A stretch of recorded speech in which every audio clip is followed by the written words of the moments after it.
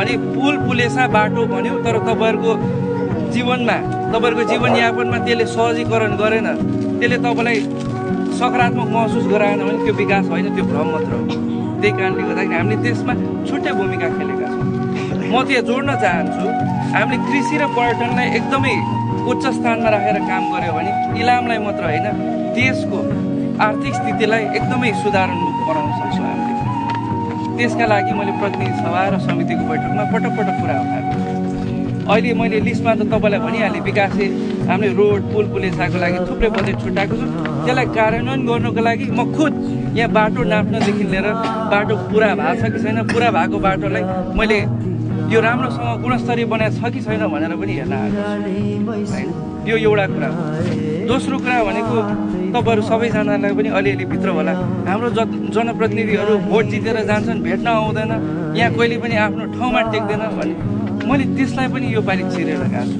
जस्तो कि 16 महिनाको अवधिमा म 7 महिना इलामको ठाउँमा बसेको छु।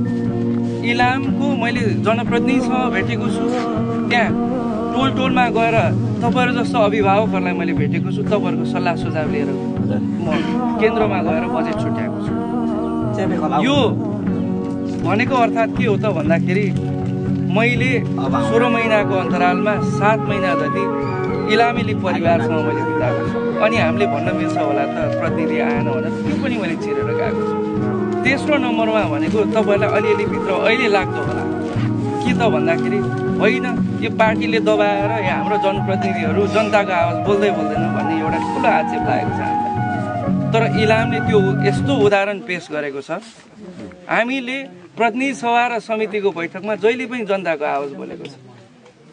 मैले इमोसनल प्लेटमा होस् कि कृषिको कुरामा होस्, शिक्षा स्वास्थ्यको कुरामा होस्, थुप्रै घटनाहरूको विषयमा मैले जनताको आवाज अहिले पनि बोलेको छु। त्यो भनेको इलामले जनताको आवाज बोलेको। मैले किन इलामले यो सबै काम गरेको छ भनेर भन्दैछु त भन्दाखेरि यो सबै मत त तपाईँले दिलाउनु भएको हो नि त। तपाईँले मलाई माया गरेर भरोसा गरेर यो काम गरे बाबु भनेर पठाउनु भएको, त्यो कुरालाई मैले जिम्मेवारपूर्वक इमान्दारपूर्वक मैले गरेको छु। त्यही कारणले गर्दाखेरि अब आउँदो समयमा थुप्रै कुराहरू छ, कृषिसँग जोडिएको, पशुपालनसँग जोडिएको, उद्योग स्थापनासँग जोडिएको।